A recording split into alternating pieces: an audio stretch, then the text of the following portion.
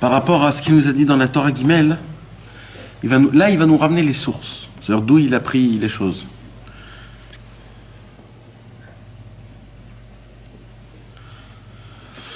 Vous vous rappelez qu'on a parlé que la racine de toutes les mélodies qu'il y a dans le monde, la racine de toutes les musiques et de tous les chants et de toutes les prophéties que les prophètes ils prennent leurs prophéties, ça descend d'un monde qui est très élevé dans le ciel. Et ce monde-là, là-bas, il y a une espèce de deux oiseaux. Vous vous rappelez de ça? Bien fait. Et là-bas, les deux oiseaux, en équivalent, c'est quoi dans ce monde-ci les deux oiseaux? Parce que tout ce qu'il y a en haut, il y a aussi en bas. C'était les chérubins qu'il y avait dans le Beth Amikdash. Parce que les chérubins, c'est aussi une espèce d'oiseau comme ça. On avait dit, c'est un corps de taureau avec des ailes d'oiseau et une figure de bébé. Et donc ça, c'est la représentation. C'est d'ailleurs la raison pour laquelle Moshe Rabbeinu, Aaron Cohen, Yoshua Binoun, David Ameller, tous les tzadikim, quand ils avaient besoin de parler avec Hachem, ils parlaient avec Hachem et la voix de Dieu sortait entre les chérubins. Ça veut dire, comme dans ce monde-ci, on pouvait entendre la voix de Dieu par les chérubins, avoir de la prophétie grâce aux chérubins, comme ça dans le ciel en haut, la racine de toutes sortes de mélodies, de musique, de ce qu'il y a dans le monde, de prophéties, etc., descend, on puise, on tête de ces oiseaux-là. D'accord? Maintenant, ça en fait, c'est pas un chidouche que Rabbi Nachman il a ramené. Rabbi Nachman, il a pris ça de où? Il a pris ça du Ari HaKadosh. Le Harizal, c'est lui qui a dévoilé ça.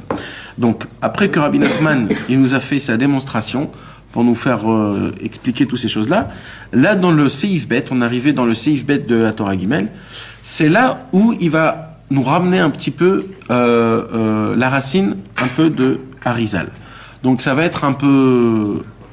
N'ayez pas trop peur si ça va aller un peu, c'est un peu kabbaliste quoi, ça veut dire, ouais, ça va être, il faut pas avoir peur, je vais essayer mamage on va essayer de reparler de ça. Est-ce que vous avez bien compris ce Inyan ou vous voulez qu'on en parle un peu plus parce que les gens après ils vont croire, on parle d'oiseaux, on parle de trucs, qu'est-ce qu'il est en train de nous parler, ça fait 1 heure, il nous parle d'oiseaux et on comprend pas, vous savez que les premiers déjà on est dans la Torah du chant.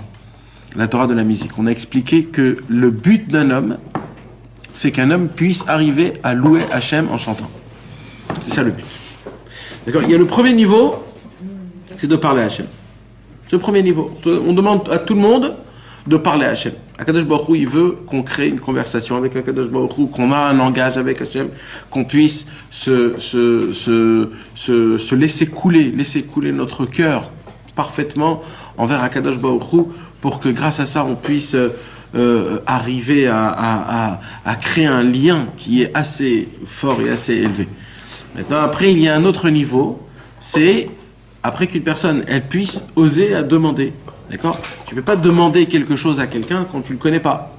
Vraiment, tu demandes une tova à quelqu'un quand tu le connais. Tu te sens que tu n'as pas honte de lui demander une tova parce que c'est mon ami, je peux lui demander une tova. Donc déjà, c'est un deuxième niveau, un deuxième grade déjà de demander des bakashot à Hachem. Après, il y a un troisième niveau, c'est quoi? C'est le remerciement. De remercier Akadosh Baruch Hu et de pouvoir découvrir et découvrir toute la bonté qu'Akadosh Baruch Hu il nous donne. Il nous donne de quoi respirer, de quoi manger, de quoi se vêtir, de quoi vivre, une femme, des enfants, un toit, un travail, de la parnassa. Donc Baruch Hashem, Akadosh Baruch Hu nous donne énormément. Maintenant, malheureusement, c'est qu'on ne fait pas attention. Pour nous, c'est quelque chose qui est normal. C'est normal que Akadosh Baruch Hu nous donne tout ça, etc. Donc malheureusement, on ne sait pas remercier Hachem. Alors, quand un homme il commence à créer une conversation avec Akadosh Baruch Hu, et il commence déjà à le découvrir, alors déjà on prend une ampleur qui est autre complètement. C'est plus la même attache qu'on avait, c'est plus la même parole qu'on avait, c'est plus la même prière qu'on avait. Et là, on commence à se sentir proche de Dieu. Et quand on commence à se sentir proche de Dieu, alors on lui dit, Hachem, tu pourrais pas peut-être demain m'aider, j'ai une guicha, comment on dit, j'ai un rendez-vous, un meeting très important demain, si tu peux être avec moi, que je puisse réussir. Là, tu commences plus à le faire rentrer dans ta vie, tu commences à lui demander des demandes, pas des demandes comme on a l'habitude, fait que je sois en bonne santé, fait qu'il y a la fois pour un tel. Je parle des vraies demandes dans ta vie personnelle, fait que je puisse dormir, bien dormir. Ça fait combien de temps que vous n'avez pas parlé de quelque chose comme ça? de demander à Hachem de bien dormir une nuit. Parce qu'on croit que quoi? On croit qu'on se met dans le lit, on met notre carapace de corps qui pèse 100 kilos dans un lit, on se met et on va ronfler pendant 8 heures. Vous croyez vraiment que c'est normal tout ça? Et qu'on va dormir et qu'on se réveille comme si de rien n'était? Comme par hasard quand tu te réveilles. T'es super clean, t'es super net, t'es super bien, t'es super fort, t'es comme il faut, etc. Shalom Aleichem, Shalom Aleichem. Alors quoi? Tu crois que c'est aussi normal? C'est pas normal, c'est pas normal. Alors, parce que, pourquoi je vous dis ça? Parce qu'aujourd'hui, j'ai lu dans l'Écouté de Philote,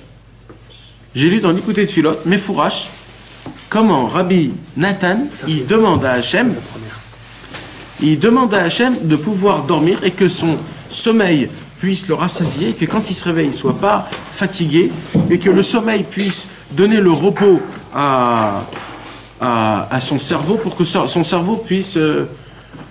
c'est devenu noir en bas. Ouais. C'est juste en bas qu'on a besoin en plus. Non, on voit. D'accord, donc maintenant, et c'est ça que malheureusement, et comme j'ai lu ça dans l'Écouté de Philote, donc je vois d'un coup que c'est quelque chose de pélé, ça veut dire c'est quelque chose que Rabbi Nathan, il a fait rentrer dans son Écouté de Philote, il a osé, on va dire, de pouvoir demander à Kadosh Baruch Hu, merci, de pouvoir dormir comme il faut, et que son sommeil puisse le rassasier.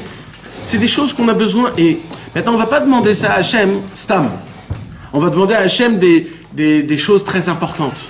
Fait que ma vie elle soit ordonnée comme il faut, fait que j'ai une rentrée de Parnassa, que j'ai pas de problème de Parnassa. Mais on ne fait pas rentrer Hachem dans les petites choses. Pourquoi on fait Kaviachol, dans les petites choses. Pourquoi? Parce qu'on se dit, ouais, c'est vrai, c'est des petites choses, je peux m'arranger tout seul. Mais c'est justement là-bas, si les grandes choses, alors à plus forte raison les petites choses. Commence par les petites choses. Tu me demandes des grandes choses. Déjà, capte que même les petites choses, c'est moi qui te les donne. Capte que tout ce qui se passe avec toi, c'est moi qui te donne. Quand des fois on tousse un petit peu, quand des fois on respire pas bien, on est malade, on a mal à la tête, etc. Et là d'un coup on se dit, mais regarde, ça fait 2 jours, j'arrive pas à respirer, mon nez est bouché, j'arrive pas à dormir la nuit, je peux pas vivre comme ça. Comment Kadosh Baruch Hu, il fait que la majorité de ma vie, tout fonctionne comme il faut? Je mange, j'avale, ça rentre des sons, je fais même pas attention. Je vais aux toilettes, j'ai pas mal. Le mal, il sort, le bien, il reste dedans. C'est normal, ça, pour vous? Mais quand on a un ordinateur, après 2 ans, il commence à caler. Même un ordinateur avec la plus grande perfection qui puisse exister.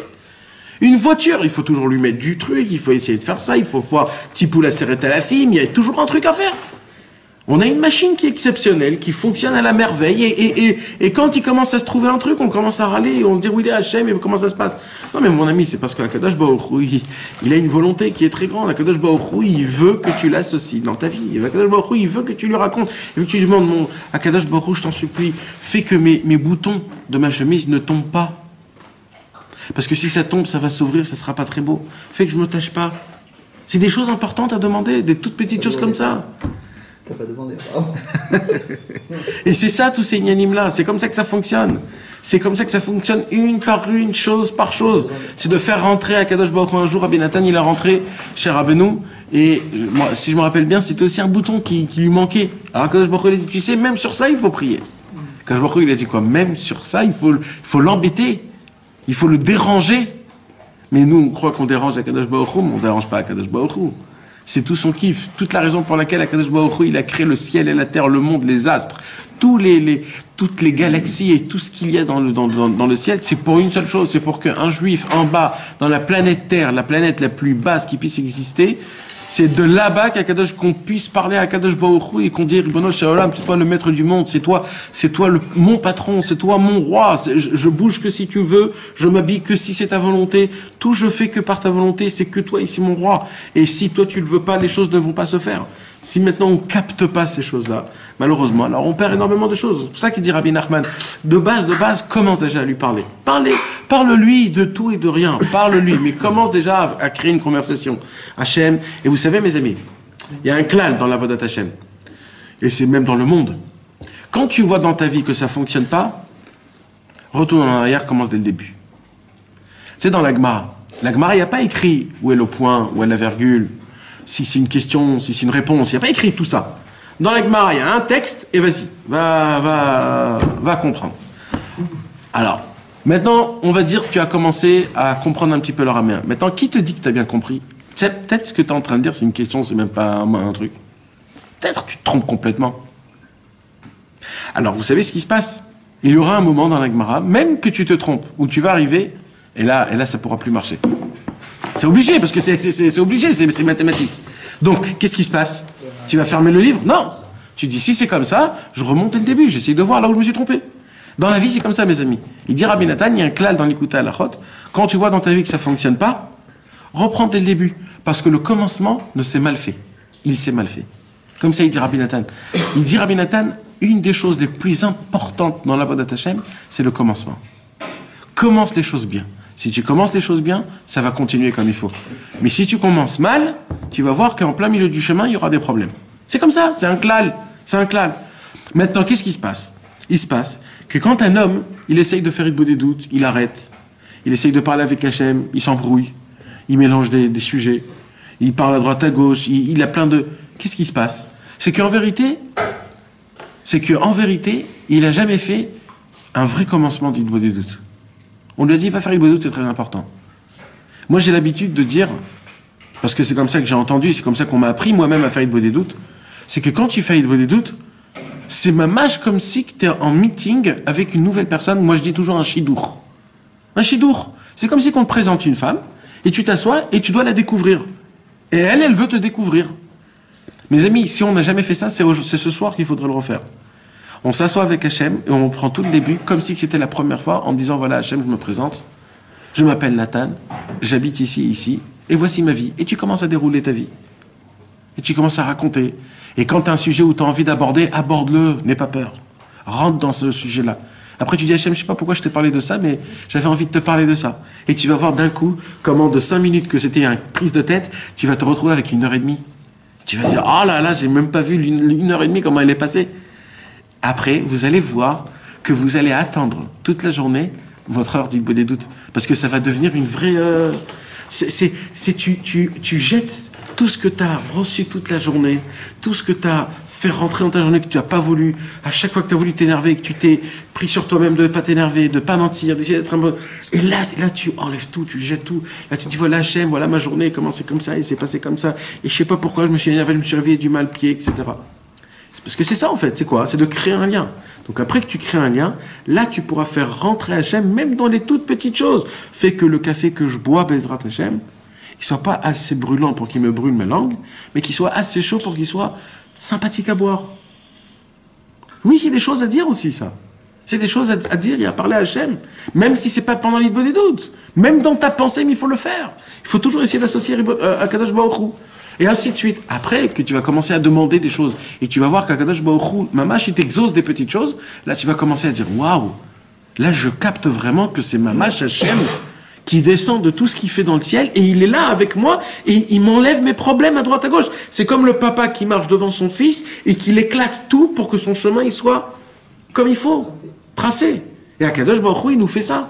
Et on ne fait pas attention à ça. Le bébé au début, il ne fait pas attention à ça. Mais quand il grandit, il dit, oh là là, c'était mon père qui m'a tracé, parce que là maintenant, c'est moi qui dois tracer mon chemin. Comment c'était avant, le chemin n'était pas tracé? Non, parce que c'est Dieu, il était là, il t'a ouvert. Les tzadikim, ils étaient là, ils t'ont ouvert. Et là, tu vas commencer à remercier Ribono Shel Olam. Tu vas lui dire, merci mon Dieu, combien tu m'as aidé, combien tu as fait avec moi ce chemin-là, et tu vas découvrir. Quand tu remercies Akadosh Baruch Hu, Akadosh Baruch Hu dit, ah, tu commences à découvrir qui je suis. Qu'est-ce que j'ai fait dans ta vie? Je vais t'ouvrir les yeux et tu vas voir qu'est-ce que je t'ai fait dans ta vie. Et là, tu vas découvrir des choses que tu vas devenir fou. Tu vas te rappeler que j'avais connu une femme et que je devais me marier avec elle. Et qu'est-ce qui serait passé si je me serais marié avec elle? Et moi, je me faisais du mauvais sang, que je me suis marié avec une autre, etc. Et ainsi de suite, tu vas te retrouver des milliers de choses que tu vois que Kadosh Baruch Hu t'a préservé de problèmes et qui t'a fait rentrer dans des choses qui sont exceptionnelles. Et après qu'il y a le remerciement, il y a les louanges.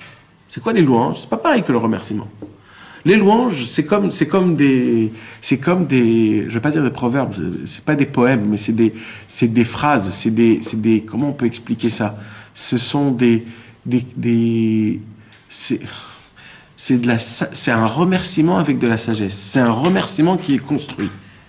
C'est comme par exemple, on dit dans la Haggadah de Pessah, Ilou lo tzianu mi Mitzraim, veotzi otanu, venatananu etaman, dayenu. C'est-à-dire, si tu m'aurais pas fait ça, mais à peine ça j'aurais reçu, ça m'aurait suffi. C'est-à-dire, là, tu commences à louer Akadosh Baruch Hu avec une sagesse. Ça veut dire quoi, une sagesse? C'est-à-dire que ça devient une louange. Ça devient presque un chant. Ça devient quelque chose de bien plus élevé que merci. Merci, c'est une reconnaissance. Je reconnais que c'est toi, Hachem. Mais il y a plus que le remercie. Il y a le louer. C'est-à-dire... On peut le louer à ce niveau-là, je vois. On peut le louer à ce niveau-là lorsque tu as brisé la souffrance que tu crois exister. Exact. Là où Dieu il commence à t'ouvrir les yeux. Ouais. Il te dit, ah, tu veux ouvrir les yeux, je vais te les ouvrir. Plus que c'est une souffrance. Bah oui, tu peux pas. Ouais. C'est de là où il y a beaucoup de rabbinim qui viennent et qui disent qu'il faut remercier Hachem, même le mal. Pas du tout. Jamais remercier Hachem dans le mal. C'est très grave de remercier Hachem dans le mal. C'est un mensonge. C'est un total mensonge. C'est une hypocrisie qui n'existe comme jamais. Je me dis, mais attends, t'es en train de jouer avec moi là ou quoi? Qu'est-ce que t'es en train de faire? Tu veux me remercier? Remercie-moi dans les bonnes choses. Mais ne remercie pas dans les...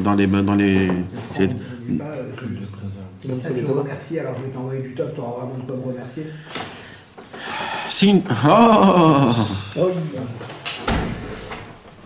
Je vais dire la vérité, c'est une phrase. J'ai entendu cette phrase, mais je ne l'ai jamais vue écrite. Non, mais là, ça n'a rien à voir. Ce qu'il dit, non, il y a ce qu'on a dit. Il y a ce qu'on a dit. Chez les Breslev, on dit comme ça. Dis toujours Baruch Hashem. Même quand ça va mal. Parce que quand tu dis Baruch Hashem, tu bénis Dieu, même quand ça va mal. Alors Dieu, il va dire, ah, tu me bénis quand ça va mal? Eh bien, je vais faire que tu vas me bénir quand ça ira bien. Tu as compris? Mais ça n'est pas dit... C'est pas merci. Non. Tu sais ce que c'est? Parce que Bémet, on ne sait pas ce que c'est le merci. C'est un remerciement, mais c'est pas le même remerciement. C'est comme il dit dans l'écoute des Moran. Il dit que quand quelqu'un il remercie toujours Hachem, alors il vit le Olam Haba. Il vit le monde futur. Mais il y a aussi une bracha qui dit qu'on doit dire Baruch Dayen Haemet. Pourquoi on fait cette bracha-là? On remercie Hachem que lui, il est le juge de vérité, mais nous, on ne comprend pas, en réalité. Pourquoi il nous inflige cette chose-là? Donc on le remercie, mais on le sans comprendre. Et eux, il y a des gens qui se basent sur une parole qui disent Keshem She'adam Chayav Levarer à la Tova, car Chayav Levarer à la Ra'a. Ça veut dire comme de manière où tu bénis Hachem dans le mal, dans le bien, de la même façon tu dois le bénir dans le mal. Mais il y a du mal de plein. Nous, pour nous. Oui, mais alors, nous, on l'interprète comme du mal. Quand tu dis merci, alors tu reconnais que même si tu ne comprends pas, c'est un tov que tu n'as pas encore découvert, que tu n'as pas encore dévoilé. Oui, Nahon, oui. Mais donc vous n'avez pas encore compris c'est quoi le mot merci. C'est quoi le mot merci? Nous, les Français, on dit merci à tout. Tu me donnes un coup de poing, je dis merci, pardon, excuse-moi. C'est des fous, les Français. Mais c'est quoi le vrai merci? Excuse-moi. Non, parce qu'en hébreu, comment on dit merci? Toda. Toda, c'est quoi? C'est Hoda. Hoda veut dire une reconnaissance. Ça veut dire je reconnais le bien que tu as fait avec moi. Il dit Rabbi Nachman, quand tu as reçu le coup et qui te fait mal, tu ne reconnais pas. Ça te fait mal. Par contre, tu as la émouna que c'est pour le bien. Mais c'est du mal. Émet ou pas? Tu vas pas dire Hachem, redonne-moi des claques, refais-moi brûler ma maison. Ça, c'est les autres. Non, pourquoi? Parce que c'est du mal. Par contre, je sais que c'est pour moi du bien. Mais moi, je l'ai pris pour moi comme du mal. Donc Hachem, sauve-moi de ça. Sauve-moi de ça, fais-moi comprendre dans un autre chemin. Qu'est-ce qu'il dit Rabbi Nathan? Pourquoi je vous dis ça? Parce que Rabbi Nathan, il dit ça à son fils. Des dizaines de fois, le pauvre son fils, il souffrait énormément. Qu'est-ce qu'il lui dit Rabbi Nathan? Il lui dit, c'est très important, il lui dit. D'après la Torah de Batsari Raftali, il dit Rabbi Nathan, ton travail, le seul travail, il lui dit comme ça, hein, le seul travail que tu as à faire quand tu souffres, ne sois pas un tzaddik. Ne va pas faire parce que tu n'as pas la force. Il y a une seule chose à faire quand un homme souffre. Essaye de toutes tes forces de te rappeler des bonnes choses que Dieu t'a fait. Et quand tu captes la bonté que Dieu t'a fait, remercie à ce moment-là. Parce que quand tu remercies Béhémet, en disant vraiment, comme imagine-toi, Chazvé Shalom, il te manquait de l'argent, tu étais vraiment paumé, il y a un mec qui vient, il te donne pile poil ce que tu avais besoin. Oh merci mon frère, comment tu m'as sauvé? C'est pas pareil que quand tu reçois un coup de poing et tu lui dis merci. C'est pas pareil. Hakadosh Baruch Hu, il dit c'est très important le remerciement. Il faut surtout pas que vous me remerciez soi-disant comme si que oui, bon merci, mais tu sais, la prochaine fois, ça serait mieux. C'est pas comme ça. Donc le remerciement, c'est quoi? C'est Toda, c'est la reconnaissance du bien. Hoda'a animodé, je comprends que ce que tu m'as fait, nous on n'a pas ce niveau. Donc notre niveau, il dit Rabbi Nathan, c'est de chercher les bonnes choses que Hakadosh Baruch Hu m'a fait et de remercier dessus. Et ça, c'est pendant qu'un homme y souffre, pour que ça puisse l'apaiser. Mais pas de dire merci de la souffrance. Merci que j'ai fait ça. Ça, c'est faux, c'est faux. C'est faux complètement. Quand tu dis merci de la souffrance, tu peux aussi dire merci que tu sais que tu as réparé quelque chose grâce à ça. Alors, c'est pas merci, c'est pardon qu'il faut demander. Non, pardon, ça veut dire que tu as... Non, c'est pardon. Hachem, en vérité, tu dois demander pardon à Hachem. Tu sais pourquoi? Parce que tu as obligé Hachem à me frapper à moi. Et le premier qui ne veut pas me frapper, c'est Hachem. Alors Hachem, il dit, tu t'imagines dans quelle situation je dois me mettre? Que je dois te faire un petit pépin à droite, à gauche? Mais moi, toi tu souffres, mais toi tu es un être humain. Moi, je suis éternel. Cette souffrance que je devrais te donner une claque, pour moi, c'est une souffrance éternelle. Tu t'imagines, moi, comment ça me fait du mal, moi, quand je dois te punir? Il souffre plus, mec. Ben, il y en a qui souffrent plus. Sa souffrance est éternelle. Et éternelle, elle ne s'arrête jamais. Même si nous, ça s'arrête, elle ne s'arrête jamais. Regarde, il y a une halakha. Quand quelqu'un il mange du porc, c'est du mal. Est-ce qu'il fait le birkat Amazon ou pas après? Il ne le fait pas. Parce qu'il n'a pas le droit de bénir sur le mal. Pourtant, son corps, il a bénéficié de ça. Ça veut dire que ça lui a donné des forces. Malgré tout ça, il ne doit pas le remercier. Parce que sinon, ça veut dire que je remercie dans le mal, en fait. Il y a un passouk qui dit dans Yeshaya, ils me bénissent en me volant. Un truc, je ne me rappelle plus, c'est quoi le passouk? Un passouk connu sur ça. Quand tu dis que tu dois dire merci, c'est comme David Ameller qui disait merci que c'est son fils qui a été tué. Je dis merci c'est mon fils, alors il va me tuer. Non, alors regarde comment c'est fait. Il aurait pu dire David Ameller, merci qu'on me poursuit, d'après ce qu'ils disent les autres. Qu'est-ce qu'il a fait David Ameller? Il a fait comme Rabbeinu il a dit. Il a dit, je vais essayer de trouver le positif qu'il y a dans cette situation. Alors, il a essayé de chercher. À la fin du compte, il a trouvé, il dit quoi? Que c'est mon fils, que mon fils, il aura une pitié, je sais pas quand, oui. Tu as compris? Ça veut dire, il a essayé de chercher le point, là où oui, je peux le remercier. Pas un stade de dire merci, bon, allez, vas-y, je souffre. C'est ça, donc, tout le Inyan. Donc, toujours, vous allez voir, bon, on va pas rentrer dans ça parce que c'est pas notre Inyan. Après le niveau des louanges, il y a le chant. Je ne sais pas si un jour on pourra comprendre ça. C'est quoi le chant? C'est possible que non. De chanter pour Hachem. Parce qu'on ne sait pas ce que c'est chanter. Peut-être à l'époque, dans les années 60, vous savez, dans les années 60, vous allez voir que dans tous les films, c'est des chansons. C'est des comédies de musique. Ou même, ouais, c'est plein de chansons, Et même, regardez aussi les dessins animés.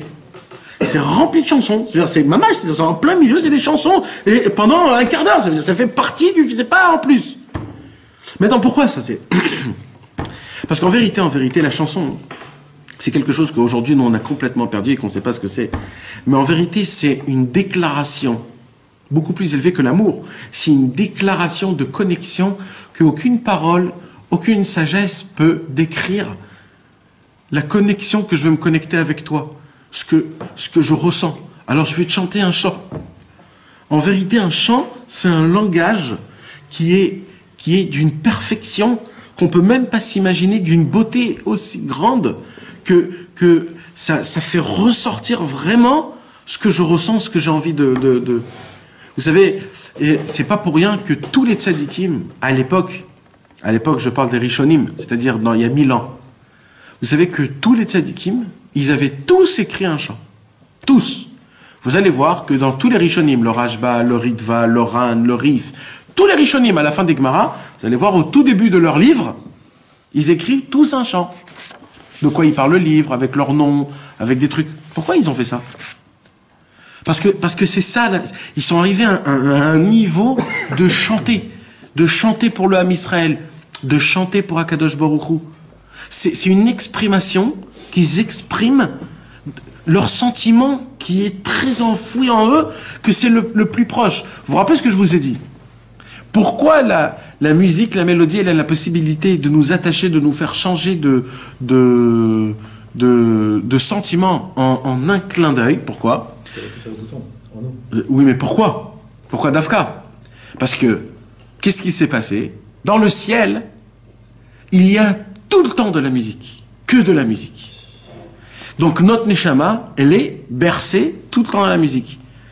La première chose qui lui arrive quand elle descend dans un corps humain, c'est qu'est-ce qui se passe? c'est quoi? Il y a plus rien, j'entends plus rien. C'est naturel pour elle. Alors, elle en peut plus, elle sait plus ce qui se passe. C'est pour ça qu'au moment où on entend de la musique, ça lui rappelle le monde futur. Ça lui rappelle là où elle était. Et c'est pour ça qu'elle a un éveillement, ça l'éveille. C'est pour ça que c'est aussi important de chanter pendant Shabbat, de chanter quand il y a plusieurs personnes qui sont assises ensemble. Ça, c'est le Baal Shem Tov qui a institué de faire la Seuda Shlishit avec des Chaverim. C'est le Baal Shem Tov qui a institué ça. À l'époque, il n'y avait pas de lumière. Alors, Seuda Shlishit, comme c'était vers la fin de la journée, le soleil commençait à descendre et il y avait de l'obscurité dans la synagogue. Et là, il disait, le Baal Shem Tov, c'est le moment maintenant où on va commencer à chanter. Des chants d'éveillement, des chants doux, qui sont pas Bessimra, qui sont plutôt, qui te fait un petit peu monter, qui te fait, pas mélancolique, mais Dvekout, c'est de l'attachement à Hachem. C'est comme il dit de Nefesh, c'est comme, c'est des chants qui sont doux, tu comprends? Et là, tu peux fermer tes yeux et tu peux pleurer, personne te voit. Et tu peux, pendant les prières, pendant les chants, tu peux prier Hachem, tu peux faire ton Nidbo des doutes. Les gens, ils vont pas voir qu'est-ce que tu fais, puisqu'il fait noir. Et c'était ça de base que ce que le Baal Shem Tov, il a institué, que les Chassidim, ils s'assoivent tous les Seudah Shlishit, et il dit, Rabbi, le Baal Shem Tov, il dit que comme c'est un temps qui est aussi élevé, c'est le Rahava des Ravin, c'est là où Moshe, David et Yosef Hatzadik qui sont morts à la Seudah Shlishit. Et que dans le ciel il est ouvert, c'est mamash le moment pour que nos cœurs, ils puissent s'ouvrir complètement à Kadosh Baruch Hu avec une totale connexion. Donc le but, c'est qu'un homme puisse arriver à chanter à Hachem. À chanter. Les chants, par exemple. Chez les Goïms, c'est reçu, c'est Mekoubal, qu'ils écrivent un poème, Nahon, dans leur mariage. Il écrit un poème à sa femme. Non, hein, les vœux, ouais. C'est quoi? C'est une sorte de poème, c'est comme un chant. Maintenant ces choses-là, c'est depuis des années. Pourquoi ça doit se faire par un chant, par des énigmes de mots qui riment tous comme il faut, avec le même intonation, etc. Pourquoi? Parce que le chant, il a la possibilité de pouvoir percer ton cœur que ce que quelque chose d'autre n'a pas la possibilité. Le chant, il est beaucoup plus fort que les paroles. Le chant, il est beaucoup plus fort que le plus grand sage et le plus grand philosophe qui puisse te prendre ta tête. Ou alors même te faire créer quelque chose. Il a la possibilité de rentrer en toi sans que ça passe. Ah, c'est ça ce que j'ai lu aujourd'hui. Aujourd'hui, j'ai lu que tout ce qu'on apprend dans ce monde, ça passe d'abord par le cerveau et après par le cœur. Oui ou non? Parce que nos yeux voient, on entend, on lit, d'accord? Même quand on parle, c'est toujours à côté avec le cerveau. Donc tout ce qui se passe, ça passe d'abord le cerveau, et après ça descend le cœur. Il y a écrit comme ça dans les livres, que le cerveau, de sa nature, il est froid. Il est humide, de sa nature. Par contre, le cœur, c'est tout l'inverse. Le cœur, il est chaud, toujours il bouge. Il bouge. Son travail à lui, c'est de refaire bouger le sang, que le sang il puisse circuler dans tout le corps. Il dit comme ça, si ça serait inversé, d'abord on aurait reçu par le cœur et après par le cerveau, il n'y aura pas d'Yitzhara dans le monde. Le problème, c'est que tout ce qu'on peut recevoir, tout ce qu'on peut entendre, même la parole la plus chaude qu'on peut entendre d'un ami, quand il te dit « je t'aime mon frère, ça fait trop longtemps », parce que ça passe d'abord par le cerveau, ça lui enlève toute sa ferveur, ça lui enlève toute sa chaleur, ça lui enlève toute sa vitalité. Et après, ça passe par le cœur, et le cœur, il le reçoit tiède. Mais si on l'aurait reçu directement par le cœur, on pleure tout de suite. On pleure tout de suite dans chaque mot. On aurait pu, il dit comme ça, on aurait pu ressentir ce que le chat il ressent, ce que le chien il ressent quand tu vois un oiseau dans le froid. Tout de suite, tu l'aurais ressenti son sentiment à lui qu'il a. Le problème, c'est quoi? C'est que tes yeux, ils sont à la place du cerveau. Donc tout ce que tu le vois d'une manière froide, d'une manière analogique. Comment? Analytique. Alors maintenant, qu'est-ce qui se passe? La tmimout, non. De quoi? De voir ça par le cerveau?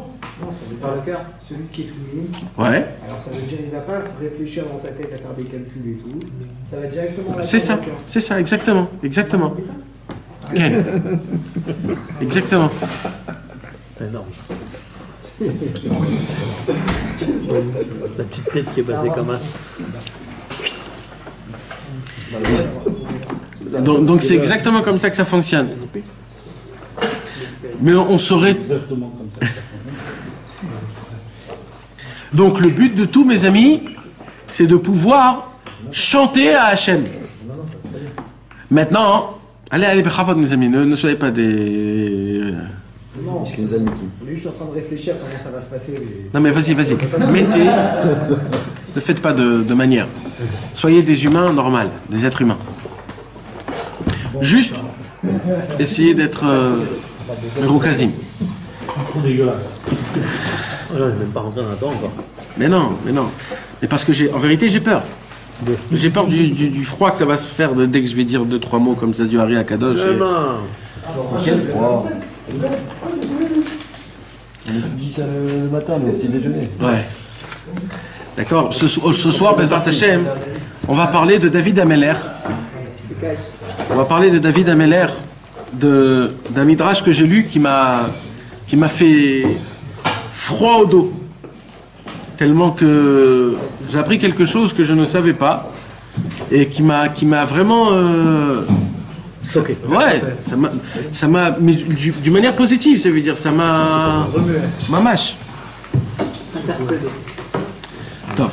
Alors, comme Rabbi Nachman nous a expliqué, il y a dans le monde supérieur, dans les mondes très élevés, il y a ce qu'on appelle, comme ce qu'il y avait dans ce monde-ci les chérubins, il y a en haut dans le ciel, comme ce qu'on appelle le Inyan des oiseaux.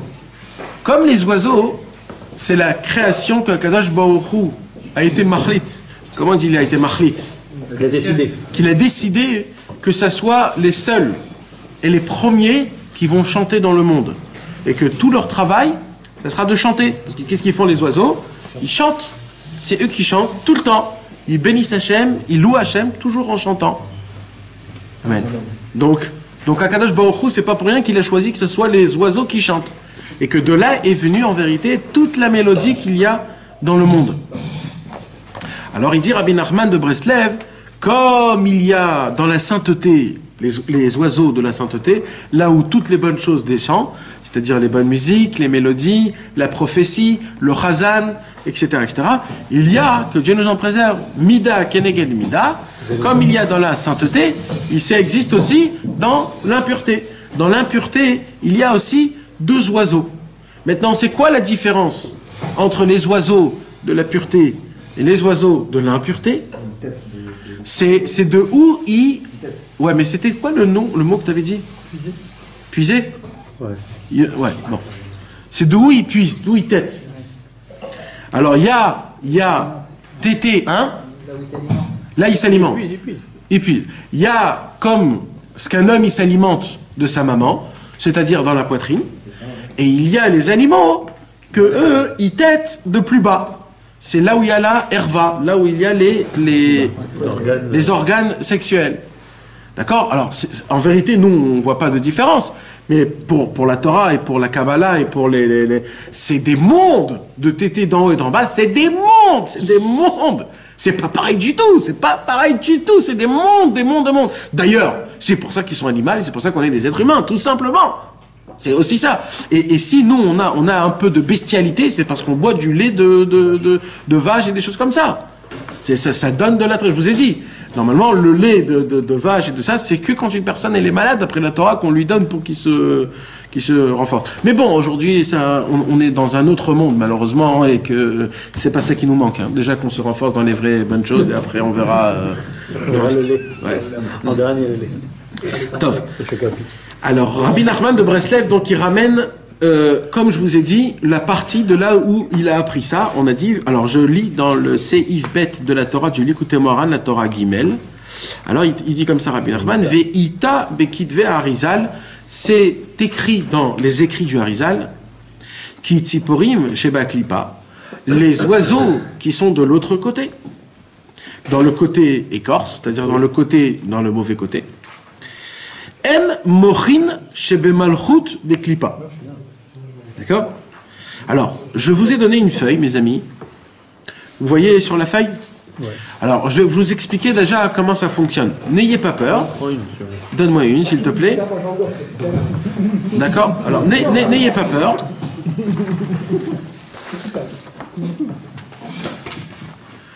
Ils vont le voir à l'envers. Alors, n'ayez pas peur, on va juste essayer de... Regardez la photo. Ah, mais là, faut que sur Facebook, peut-être. Ouais, on la mettra sur Facebook plus tard. Hein? Excuse-moi. Regardez la photo de gauche.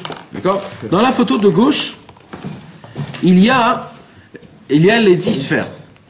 Alors, les 10 sphères, Akadosh Baruch Hu les a créées. Ça veut dire, en fait, c'est quoi les 10 sphirotes? Les 10 sphirotes, on a expliqué que c'est 10 forces que Akadosh Baruch Hu a fait sortir de lui-même avant la création du monde pour créer le monde, pour Shalom Aleichem, pour préparer, pour diriger, pour faire l'application de ce monde-ci. D'accord? Maintenant, les sphirotes se séparent, si on peut dire, comme être humain. D'accord? Dans l'être humain, il y a quoi? Première partie, Visage. il y a la tête. D'accord? La tête, c'est la chose la plus importante. Après, il y a les mains, après, il y a le corps, et après, il y a les pieds. Ok? Dans les sphirotes, c'est pareil. Dans les sphirotes, il y a la tête. D'accord? La tête, on appelle ça les mochines. D'accord? Parce que le mochin vient du mot moach, le cerveau. Et combien de cerveaux on a? 3. Chorma, Bina, Dat. Chorma, Bina, Dat. On a 3 cerveaux. L'intellect, l'imaginaire et celui qui se rappelle de tout, le noyau. Ok? Hein? En vérité, on en a 4. Mais on parle toujours de 3. D'accord? Chorma, Bina, Dat. Ou alors, Keter, Chorma, Bina, ça dépend quand vous avez envie. Alors regardez, vous voyez les 3, c'est le Keter, Chorma, Bina. Les mochines, en haut, c'est ça les mochines. Keter, Chorma, Bina, c'est les mochines. Les mochines, c'est ça qui donne la puissance à toutes les sphères. Je vous explique. Un enfant, quand il naît, il n'a pas les mochines. D'accord? Parce qu'il n'est pas intelligent. C'est un bébé. Oui ou non? Donc il n'a pas les mochines. On parle de ça, mochines. Mochines, c'est quand ça fonctionne. L'intelligence, il n'en a pas. Quelqu'un a des mochines, ça veut Il dire. a le cerveau, mais il a pas. Quand quelqu'un il a des mochines, c'est quelqu'un qui a la perfection de... C'est aussi d'Asagot. C'est la perfection de connexion envers Hachem en connaissant tout de Hachem. Mochine, c'est chiant. Je suis connecté, le mec. Connecté. L'intellect, mais divine. Tu comprends? Alors maintenant, un bébé, il a les mochines ou il n'a pas les mochines? Il n'a pas. Pourquoi? Parce qu'il est petit bébé. C'est quand il reçoit ses premiers mochines à 13 ans. C'est pour ça qu'on dit 10 plus 3. C'est les 10 sphirotes plus 3 sphirotes, c'est les mochines. Hein? Chorma binadat. Ça ressemble pas avant. Avant, on lui prépare ses mochines. On lui prépare. Petit à petit. À 13 ans, il reçoit ses premiers mochines. Après, c'est quand... Il dit pas dans les côtés de ça que le bébé, quand il pleure, il développe Il crée, voilà, exactement. Il crée le date. C'est le date, la troisième partie du cerveau. Après, à quel âge il reçoit des autres mochines? Quand il a 18 ans. Quand il a 18 ans, il commence à découvrir une autre parcelle de mochines. Ouais. Après, à l'âge de 30 ans. Et à l'âge de 40 ans, il a tout reçu. Chorma, Bina, Keter, Chorma, Bina, Dat. Keter pendant 10 ans, Chorma pendant 10 ans, Bina pendant 10 ans, Dat pendant 10 ans. C'est pour ça qu'à l'âge de 40 ans, on dit, c'est là où un homme, il a la possibilité de comprendre des choses qu'il ne pouvait pas comprendre, etc., etc. Pourquoi? Parce qu'il a la perfection de pouvoir connaître ce qu'il a besoin de connaître. Mais bon, à chaque fois qu'on parle de mochine, on parle que cette personne-là, elle est parfaite. Quand il lui manque les mochines, il n'est pas parfait. Alors maintenant, chaque sphère qu'on voit ici, on voit Keter, Chorma, Bina, une donne la force à l'autre. C'est-à-dire celle d'en haut, elle donne la force à celle de la droite. Et celle de la droite, elle donne la force à celle de la gauche. Et celle de la gauche, elle donne à celle de la droite d'en bas. Et ainsi de suite. Une donne la force à l'autre. C'est comme des tuyaux. C'est un tuyau qu'on fait passer de l'Akdoucha. Et comme ça, ça donne de la force un par rapport à l'autre. Alors, regardez dans le Likutei Moharan. Dans le Likutei Moharan, on dit Ki tziporim sheba klipa em mochin sheba malchut. Il dit Rabbi Nachman, donc maintenant qu'on a expliqué tout ça, les oiseaux de l'autre côté, ils sont où dans les sphirotes? Ils sont où dans les mondes supérieurs? Dit Rabbi Nachman, ils sont les mochines de la malchut. D'accord? Alors vous voyez dans la gauche, dans la feuille gauche, il y a la malchut. Vous voyez la malchut en petit à gauche? La Malchut, elle a 10 sphirotes, vous voyez? Petit à droite. Petit à droite? Vous voyez ça? La même chose. Voilà. Parce qu'en vérité, chaque sphira, elle a aussi 10 sphirotes. Chaque sphira. Alors maintenant, la douille-tête. Ça continue après dedans? Oh, ça aussi, ouais, c'est infini. Infini. Maintenant, d'où ils têtent les oiseaux? Ils têtent des mochines de la Malchut, des 3 de la Malchut. Vous voyez la Malchut? Les 3 premiers de la Malchut, c'est de là-bas qu'ils têtent. D'accord? Des 3 sphirotes, des mochines de la Malchut. Maintenant, la Malchut, c'est la plus basse, c'est la sphira la plus en bas qui existe. D'accord? Alors on continue. Vacheter Tziporim Chayot Teorot. Et les 2 oiseaux du bon côté et du côté saint, il dit Rabbi Nachman, Mbinyan Amalchut Dikdusha. Par contre, les oiseaux de la sainteté, c'est eux qui construisent la Malchut. C'est eux qui construisent la Malchut. C'est-à-dire, sans eux, la Malchut n'existe pas. Comment? Alors, regardez dans le côté droite. Vous voyez, il y a Netzach, Od et Yesod. Nachon? Nachon. Netzach et Od, on a dit, ce sont les 2 sphirotes, là où les oiseaux y sont. Un, il est dans Netzach, un, il est dans Od. Comme dans les 2 mains. Netzach et Od. D'accord? Maintenant, Netzach et Od, dans une main, on a 3 parties. Première partie, deuxième partie, troisième partie. 1, 2, 3. Perek Elyon, Perek Imtsei, Perek Tarton. Alors dans chaque sphira aussi, elle est décomposée en 3. Ça, c'est Elion? Ouais. Elyon, Imtsei, C'est pas pourquoi. c'est parce que toujours on regarde un homme en faisant comme ça. Alors, il dit Rabbi Nachman que dans le Netzach et le Od, comment elle-même elle construit la Malchut. Alors il dit, regardez, le Netzach et le Od, ils sont composés en 3. Le premier de Netzach, la première partie, regardez, il y a un trait qui descend et elle crée quoi? La Chorma. Le Od, elle crée la Bina. D'accord? Avec le trait. Après, le milieu, il y a un trait qui descend jusqu'à le Chesed. Le milieu du Hod, il descend jusqu'à la Gvura. Après, la troisième partie de Netzach, elle descend jusqu'à Netzach. Et le Tartan, c'est-à-dire le dernier de Hod, elle crée Hod. D'accord? Donc en fait, on voit que Netzach et Hod de la Klippa, ils viennent juste téter. Et le Netzach de la Klippa. Non, les oiseaux de la Klippa, ils viennent juste téter. Et les oiseaux de la Gdusha, c'est elle qui construit tout ça. Les autres, ils grattent. Et eux, ils grattent. Tu comprends? C'est ça toute la différence. Le mal, il gratte. Le bien, c'est lui-même qui construit. Ça veut dire de base, de base, de base. D'où ils têtent les oiseaux du mal? Du bien. Des oiseaux du bien. C'est pour cela que, c'est pour ça que ça n'existe pas. Je vous avais dit qu'une musique qui est mauvaise, ça n'existe pas.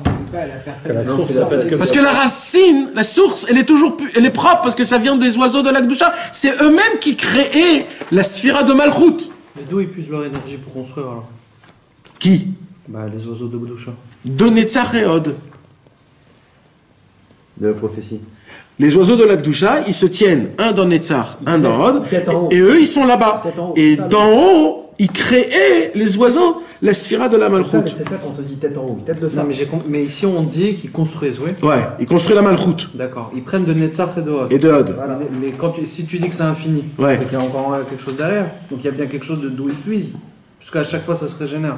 Ouais, eux, ils pissent de Netzach et de Hod, et Netzach et Hod, c'est d'un monde qui est surélevé. De Chorma, de Chesed et de Bina. Mais c'est des autres choses. Tu comprends? Netzach et Hod, c'est des mondes spéciaux. Netzach, c'est la victoire. Hod, c'est la Hoda'a, le remerciement. Bon, ça existe sans les oiseaux. Hein? De base, c'est des mondes. Tu comprends? C'est des forces. Maintenant, les oiseaux, ils habitent là-bas. C'est pour ça qu'on dit que la prophétie, d'où ils prennent la prophétie, ils prennent toujours de Netzach et de Hod. Toujours Netzach et Hod, Netzach et Hod, Netzach et Hod. Netzach, c'est Moshe Rabbeinu. Hod, c'est Aaron HaKohen. Toujours c'est comme ça, il y a toujours deux, c'est toujours le Inyan. Netzach, 148. c'est 148, c'est Rabbi Nachman. Hod, c'est Rabbi Nathan. C'est toujours l'élève, le maître et l'élève. C'est toujours c'est toujours ce Inyan-là. Quand on a besoin, c'est aussi l'homme et la femme. Netzach et Hod, c'est aussi l'homme et la femme. Qu'avec le Yesod, ils ont la Malchut. Avec le Yesod, c'est-à-dire le Brit, Ils ont l'enfant, ils créent un enfant, la malchoute. C'est toujours une union de... C'est toujours le plus et le minus. C'est-à-dire c'est pour créer quelque chose en fait. D'accord? Donc il dit Rabbi Nachman, en vérité, donc ça c'était juste pour qu'on puisse comprendre ça. D'accord? Eh bien, les fichar, c'est la raison pour ça. Nishtabar David lifne Shaul. Non, écoutez-moi, une bête. Ah, bête. Bête. La Torah Gimel, c'est Yves bête. Maintenant, c'est bon, on peut ne plus avoir peur. On a terminé de parler de Kabbalah. Maintenant, on revient dans les paroles normales. Ouais, mais et même, il n'y a rien à comprendre. Il n'y a rien à comprendre. Mais c'est Taneshama qui comprend et c'est important. Parce que même nous, on n'a rien compris. Qu'est-ce qu'il y a? Attends. Mais non, mais on ne sait même pas ce que c'est ni Netzach, ni Hod, ni rien. On ne sait même pas ce que c'est la Malchut. C'est quoi les oiseaux saints et les oiseaux On sait aussi, on ne sait pas ce que c'est. Mais c'est un monde de là où on tête toute la mélodie, toute la prophétie de là-bas sa tête. C'est eux qui donnent toute la mélodie qu'il y a dans le monde, c'est eux qui donnent la prophétie, le roi Hakodesh, le futur. C'est des anges ou c'est des oiseaux? C'est des oiseaux. C'est les chérubins. Ah, c'est des chérubins. C'est des chérubins. Les chérubins, c'est dans le monde. Oui, mais c'est la même représentation en fait. C'est les représentants. Exact. Tête de bébé. Tête de bébé, cœur de taureau. Pourquoi tu vas parler de ça? Tête de bébé, cœur de taureau? Non, tête de bébé, Corps de taureau et aile d'oiseau. On est dans la mythologie grecque là ou quoi? Pas du tout, c'est les chérubins, c'est la Torah. Cœur de taureau. Ouais. Corps de taureau. Ouais, ils ont coupé. C'est la Torah, c'est le Chumash, comme ça que c'est écrit. Alors maintenant, il dit Rabbi Nachman, là une parole. Et là, il faudrait l'expliquer, et c'est un peu ça, ce qu'on va étudier ce soir, Bezrat Hashem. C'est très important ce qu'on va parler. Il dit Rabbi Nachman, les fichar. C'est pour cela. Nishtabar David lifne Shaul. C'est pour cela que on a loué David devant Shaoul. David, il est quoi, David? Il est quoi, David? C'est quoi, David? C'est un roi. Donc, comment on dit roi en hébreu? Malchut. C'est la Malchut. D'accord? Comme on avait dit, la Malchut. D'accord. Maintenant, Shaoul. Shaoul, il était quoi, le pauvre Shaoul? Non, mais pourquoi on a appelé David? Il a été destitué. Parce que Shaoul, qu'est-ce qui se passe? Il a été élu par le Il a peuple. perdu la royauté. Ouais, Il a perdu la royauté. Shaoul, Il a été choisi par Dieu. Shaoul a été l'homme, c'était l'homme le plus beau, Parfait, il était parfait. le plus parfait. Il a écrit le plus haut du Ham Israël. Il avait 2 têtes de plus de tout le Ham Israël. Quand il y avait une guerre et qu'on voyait tous les soldats, Shaoul, c'était le seul où on voyait sa tête au-dessus de tous. Il était très haut, Shaoul. Quand Shmuel a vu Shaoul, tout de suite il a dit, ce sera le roi d'Israël. Shaoul n'a jamais fauté de sa vie en entière. Jamais. Il y a écrit dans la Torah, Shaoul est mort à l'âge de 1 an. La Torah pose la question de 1 an. Il n'est pas mort à l'âge d'1 an. Alors la Torah dit non. Comme un enfant de 1 an. Comme un enfant de 1 an n'a jamais fauté, comme ça Shaoul est mort. Il est mort à la perfection. Maintenant, il s'est passé un truc. Il s'est passé un truc. Pour que le Ham Israël soit parfait, il faut 3 choses. Il faut qu'on ait une terre, il faut qu'on ait un roi, et il faut qu'on ait le Beth Amikdash. Dieu qui est avec nous. Dès qu'on a les 3, on est à la perfection. Faut qu'on ait un roi. Il faut qu'on ait un roi. Ah bon? Bien Parce sûr. que Dieu il disait au début que c'était pas. C'est pas obligé d'avoir un roi. C'est Il voulait ça. que soit lui, Non, notre roi. non. Ce qui s'est passé, je vais expliquer. Le peuple juif est venu et ils ont dit à Shmuel, on veut un roi comme tous les autres peuples. Ah. Ça, il n'a pas aimé Hachem. Ah, vous voulez un roi comme les autres peuples? Parce que moi, je ne vous suffis pas. Alors je vais vous en donner des rois si vous voulez des rois. Mais de base, on a besoin d'un roi. C'est une mitzvah d'Oraïta, ça fait partie des 613 mitzvot. Som tassim alech hamelech. C'est une mitzvah de faire un roi. Tu comprends? Mais que parce que Dieu te l'a demandé, pas parce que tu veux ressembler aux autres. C'est où ça? Shoftim ou dans Dvarim, c'est dans Dvarim. Mais qui sont mes amis, au moment où on est sorti d'Égypte, tout de suite les bénis Israël, ils ont dit à Hachem, ils ont dit à Moshe Rabbeinu, qu'est-ce qu'on fait maintenant? Alors Moshe Rabbeinu leur dit, j'ai entendu, Hachem m'a dit qu'il faut faire 3 choses. Il faut avoir un roi, il faut rentrer en Israël et il faut créer un Beth Amikdash. Tout de suite, c'était ça le tachlit, le but. Notre but était de arriver en Eretz Israël pour conquérir Eretz Israël, créer un roi et construire le Beth Amikdash. Comme ça, on a les trois. C'est ça qu'on dit Am Ségoula. C'est quoi Ségoula? C'est le mot Ségol. C'est quoi le mot Ségol? 3 points. C'est les 3 points qui nous toujours ça. Voilà. Alors maintenant, ça nous a pris des années et des années et des années à créer ça. Déjà, ça nous a pris 40 ans pour arriver en Israël, déjà. Après, quand on est arrivé en Eretz Israël, il y avait tout un circuit de comment créer un roi. Alors au début, le peuple juif ne voulait pas un roi. Après, les bénis Israël, ils ont dit on veut celui-là et pas celui-là. Chacun, il voulait de son truc. Après, Kadosh Baruch Hu, il ne voulait pas. À la fin du compte, on a reçu un roi. Et après qu'on a reçu un roi, on a commencé à créer le temple. Maintenant, qu'est-ce qui se passe? Il se passe que Shmuel, Akadosh Baruch Hu se dévoile et il lui dit « Je veux maintenant que tu choisisses un roi. Cet homme-là, il doit être comme ça, comme ça, comme ça, comme ça, et comme ça, et comme ça. » Ok, Shmuel, il va dans le peuple juif et il commence à chercher le critère. Le critère. Et tout de suite, sans... La même journée, il a trouvé Shaoul. Il a trouvé Shaoul, il est venu. Et comment on fait un roi? Il faut prendre de l'huile pure. Il faut l'emmener dans le Mishkan, là où il y avait Akadosh Baruch Hu, et il faut renverser de l'huile sur lui. Si l'huile se renverse sur lui, c'est que c'est un roi. Si l'huile reste dans la fiole, c'est que Hachem il veut pas que. Alors il prend la fiole et il commence à le oindre et il voit que ça tombe mamache sur sa tête comme il faut. Il fait un signe, il y avait un signe à faire dans le front, il fait le signe, et là, Shmuel, il se prosterne devant Shaoul. Et il lui dit, Yehi Amelech Israël, vive le roi d'Israël. Et là, il sort devant le monde, tout le Ham Israël, il était présent, ils se sont tous prosternés devant notre roi, Yehi Amelech Israël, Yehi Amelech Israël, Yehi Amelech Israël. Et ce jour-là, c'était un jour de fête, ils ont fait des corbanotes, c'était un jour exceptionnel. Shaoul, il a écrit, il n'arrivait pas à être roi. Pourquoi? Parce que Shaoul, il avait la qualité que tout dirigeant doit avoir, c'est qu'il était humble. Il a écrit Shaoul nichba el hakelim. Toujours, quand tu voulais chercher Shaoul, il était caché. Il se cachait. Shmuel, il disait, mais t'es un roi, tu peux pas être humble. C'est ta mitzvah d'avoir de la ga'ava. La ga'ava pour un roi, c'est une mitzvah. Tu peux pas jouer l'homme humble. De l'orgueil. C'est pas de l'orgueil, mais c'est du kavod. C'est ça, c'est le vrai kavod, c'est chez les rois, tu comprends? C'est ça, c'est un vrai kavod qu'on doit faire, obligé. Il y a pas, eux, ils ont pas le droit de se dire, c'est mamash, c'est la halakha, c'est comme ça que ça doit être. C'est pas une gava mal placée, quoi. Exactement, c'est mamash là-bas où, mais c'est pas une gava, tu comprends? C'est pas de l'orgueil, je parle pas, c'est pas lui qui se vante. Tu parles mal, putain. Eh oui, voilà, en kvodo machoul. Mais David Amelach, il condamnait pas, justement. Ouais, mais c'était pas bien, c'était pas bien. Bekitsour, Shaoul, il était humble, jamais il disait quelque chose à quelqu'un. Et toujours il se disait, mais pourquoi jamais il m'a appris comme roi? Mamash, mais maintenant un peu plus que ça, parce qu'on savait toujours que d'où vient le roi de Yehuda. Et Shaoul, il descendait pas de Yehuda, il descendait de Binyamin. Donc il se disait en fait, on est en train de se foutre de moi là.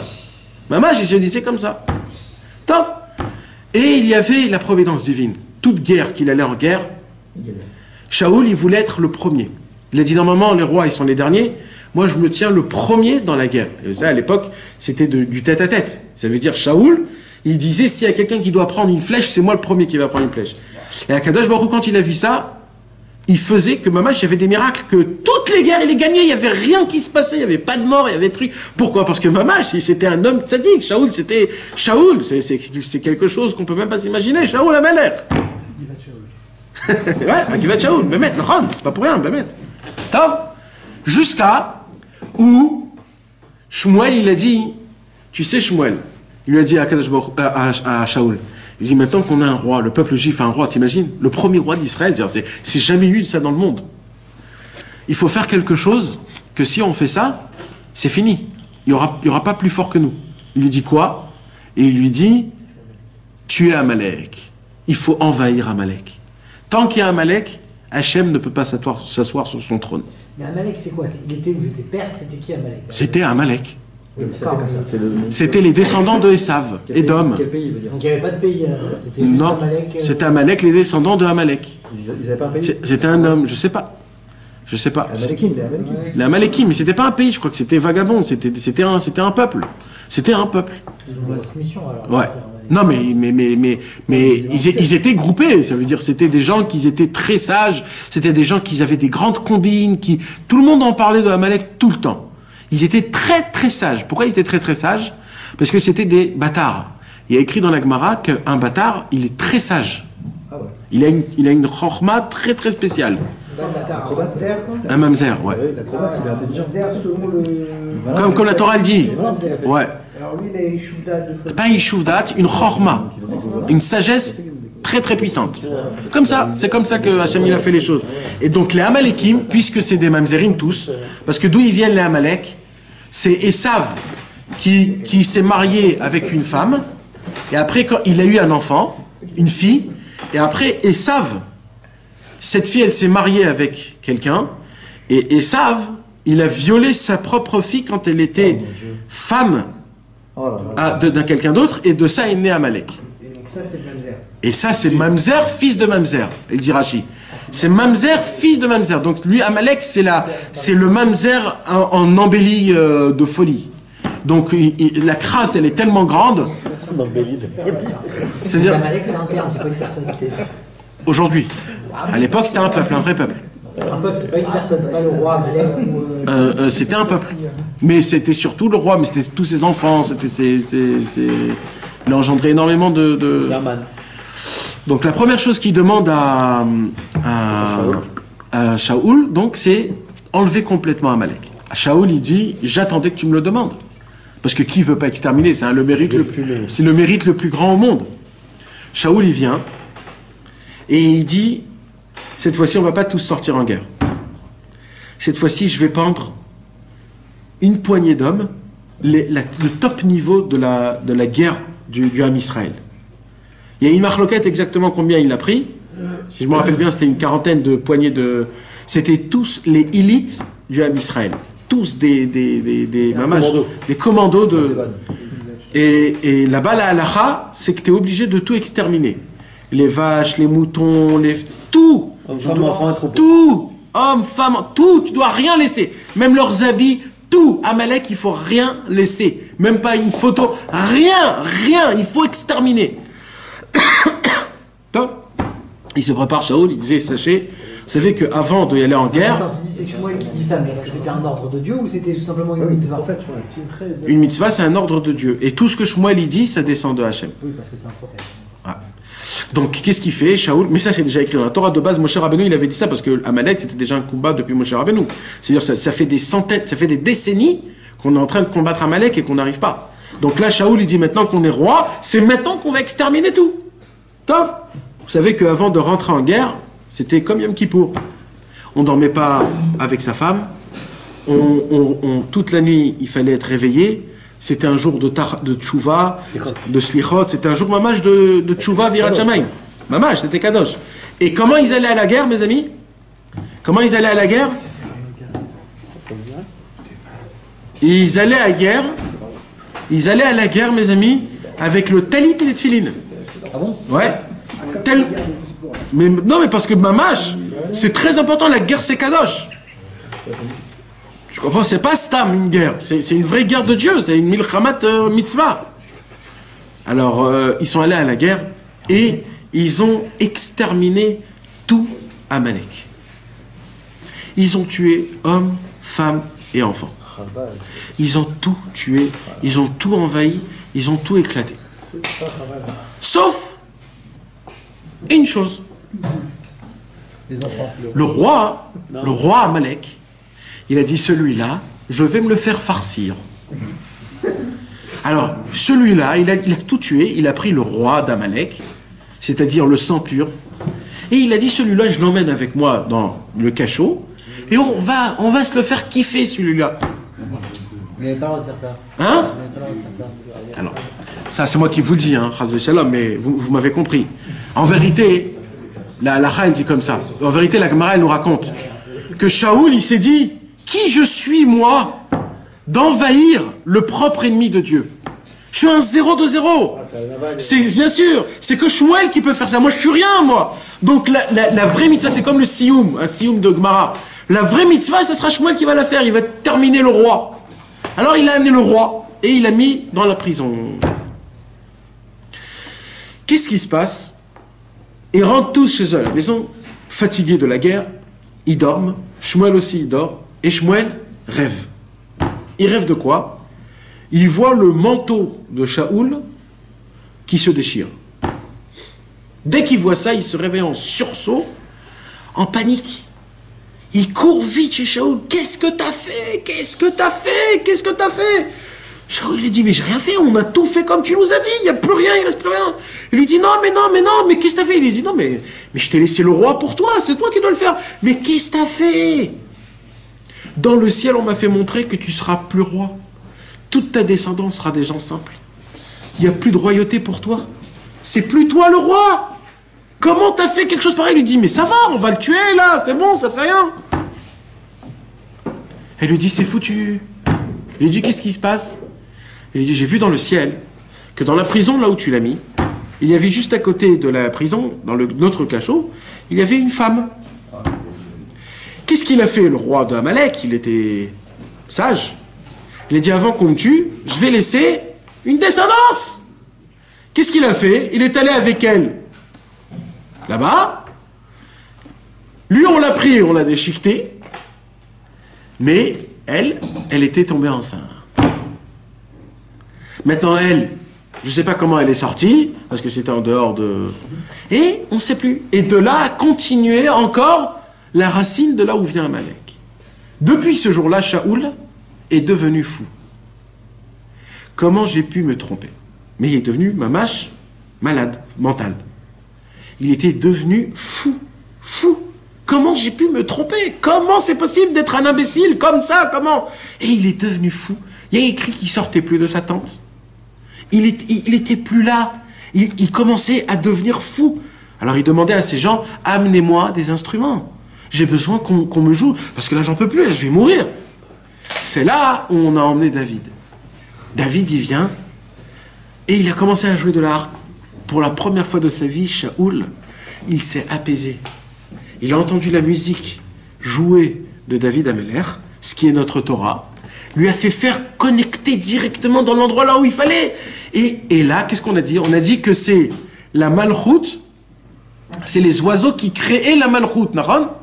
Ouais. Donc c'est le chant de David qui a créé la royauté de David. La malchoute, on a dit Netzachot créer la malchoute. La Netzachot, c'est le fait est que David Ameller a pu apaiser Shaoul de jouer de la harpe qu'il a tenue par les deux oiseaux. Ça a fait que dans le ciel on a dit, regarde, il maintient la royauté, donc ça sera lui le roi. Donc pourquoi David Ameller a été le vrai roi jusqu'à la fin de tous les temps? Pour une seule raison, il savait jouer de la harpe. Vous imaginez jusqu'à où ça va? On se dit, c'est quoi? Tout se tient sur de la musique, parce que la musique, c'est pas stable. C'est pas juste de jouer un instrument, c'est de pouvoir en jouer un instrument, de te faire monter là où il fallait monter. Et là, Shaoul, David Ameller, il rentrait chez lui à la maison, tout de suite, Shaoul, il replongeait. Jusqu'à que Shaoul, il a dit, il faut qu'il habite chez moi. Et Shaoul, il a amené David Ameller chez lui à la maison, et tout le temps, il lui jouait, tout le temps, il lui jouait. Quand il s'arrêtait, David, il replongeait. Et là, Shaoul, il a commencé à être jaloux. Pourquoi? Parce qu'il voyait, Shmuel, il a compris ce que Rabbeinu vient. Comment il a changé? Comment il est sorti de l'humilité à la jalousie? Ben c'est ça. C'est parce que, qu'est-ce qui s'est passé? Shmuel a vu que, puisque c'est David qui arrive à apaiser la royauté, et que maintenant Shaoul ne peut pas être roi, donc il y a qui peut être roi? Que David. Donc petit à petit, Shmuel était en train de tourner autour de David. Il était en train de le... voilà, de loin, sans savoir. Ah là là, c'est qui ce petit jeune là? Parce qu'il était tout jeune. Comment il arrive? C'est quoi? Qu'est-ce qu'il a comme secret ce jeune? Et c'est pour cela, plus tard, quand Akadosh Baruch Hu s'est dévoilé à Shmuel en lui disant va là-bas, dans la maison d'Ishaï, trouve, c'est là-bas, il arrive, il voit 8 8 frères, 8 enfants, tous un plus beau que l'autre, un plus chacham que l'autre, chacun d'une qualité exceptionnelle. Il vient pour oindre chacun, il vient comme ça pour verser, lui il reste. 1, 2, 3, il fait les 8, il dit à Ishaï, mais Ishaï, t'as pas quelqu'un d'autre? Parce que là, ça fonctionne pas. Ishaï, il dit, ben non, c'est tout, j'ai que 8 enfants. Il lui dit, mais c'est pas possible. C'est Hachem qui m'a dit, va dans la maison de Ishaï. Il dit, écoute, j'ai un peu honte de te le dire, mais apparemment, j'ai un bâtard. Non, mes amis, c'est pas rigolant, c'est Emmet. David, croyez que c'était un. C'est quoi l'histoire? Croyez. L'histoire, c'est quoi? C'est que David Améler, Ishaï, il s'est marié avec sa femme. Maintenant, sa femme, d'où elle vient? Elle vient de Moab. Maintenant, c'est écrit dans la Torah. Sa maman, elle vient de Moab. Maintenant, c'est écrit dans la Torah qu'on n'a pas le droit de se marier avec Ammon et Moab. Alors, il est venu, un des sages à l'époque, et il lui a dit, Ishaï, t'as pas honte? Tu te le prends comme ça? Comment t'as osé te marier avec une Moabite? Mais on n'a pas le droit de se marier avec une Moab. Alors Ishaï, il s'est dit, moi on m'a appris, on n'a pas le droit de se marier avec un mâle de Moab, mais pas avec une femelle. Une femelle, il n'y a pas de problème. Il lui dit, mais qu'est-ce qui t'a appris ça? Dans la Torah, il y a écrit Ammon ou Moab. Et là, Ishaï, il a eu la peur de sa vie. Il est rentré chez lui à la maison, il a donné le guet à sa femme et il lui a dit, tu dégages, tu reviens plus d'ici. Et là, elle est partie. Mais ils n'avaient pas fermé cette soudia-là avec Boaz déjà? Oui, mais après, il y a eu au moins 100 ans. Les frères, ils n'étaient pas de la même mère. Alors attends. Alors, qu'est-ce qui se passe? Alors, elle rentre chez elle à la maison. Et Ishaï, elle appelle qui? Il appelle qui? Il appelle la servante. Parce que la servante, c'était une juive, Kshera. Alors, il lui dit, amenez-moi la servante. Au moins, c'est une juive avec elle je vais me marier. Alors, la femme de Ishaï, elle dit, quoi? Il t'a appelé toi? Alors il dit, écoute, viens, tu t'assois ici, si tu bouges, je t'éclate. Elle a eu très peur, elle s'est restée assise. Et qu'est-ce qu'il s'est passé? Elle s'est déguisée en sa servante. Et elle, c'était le soir, elle arrive dans la tente de Ishaï. Ishaï croit que c'est sa servante. Mais en fait, c'était sa femme. Et ce soir-là même, ils ont conçu David Améler. Et elle est repartie. Et pendant ce temps-là, il ne se passe rien. 3 mois plus tard, on dit, tu sais, ta femme est enceinte? Ah bon? Elle est enceinte. Bon, ben c'est un bâtard. Et après, il a compris, on lui a expliqué que, oui, c'est pas comme il avait dit l'autre, c'est que les mâles et que les femelles. Alors il a ramené sa femme, mais il lui a dit, écoute, il faut que tu me dises. Et elle s'est tue, elle n'a jamais rien dit. Et comme ça, David Améler est né en pensant que Bémet c'était un mamzer. Donc il ne considérait pas comme c'était son fils. Mais ce jour-là où Shmuel est venu, il a oint devant tous ses frères. Et en plus, David Améler, il était petit de taille. Tous ses frères, c'était des grands beaux gosses. Et dès qu'ils ont compris ça, tout de suite, ils ont vu que Bémet, David Améler, c'est mamash, un fils qui est kacher, bigdoucha, au betahara, et comme il faut, etc., etc. Donc le pauvre, depuis tout petit, il était déjà appelé d'une certaine manière de cette façon-là. Donc maintenant, qu'est-ce qui se passe? Puisque David Améler, il avait la possibilité de pouvoir réveiller Shaoul, qui était la Malchoute, et que comme maintenant Shaoul ne pouvait pas être roi, donc il n'y avait que lui qui pouvait être roi.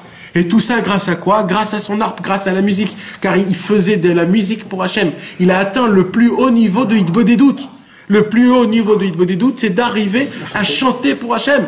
Donc les psaumes, de faire des psaumes, de chanter, d'écrire des chants pour Akadosh Baruch Hu. C'est ça le niveau le plus haut. Et comme David Améler, il a atteint ça, il a atteint la royauté. C'est ça qu'il dit Rabbi Nachman. Les fichach nishtabar David. C'est pour cela que David a été loué aux oreilles de Shaoul. Veyodea nagen. Il sait jouer. Ki anegina ibinyan amalchut. Car la mélodie descend de la sphira de la malchut.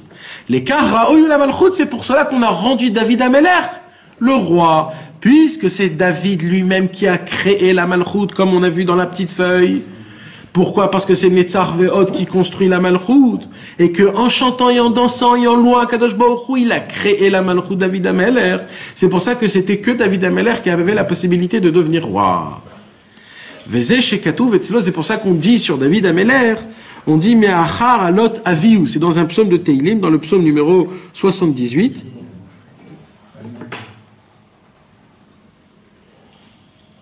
C'est quoi? C'est que quand David Ameler, c'était un berger à l'époque, alors c'était quoi comme chevar qu'on donnait à David Ameler?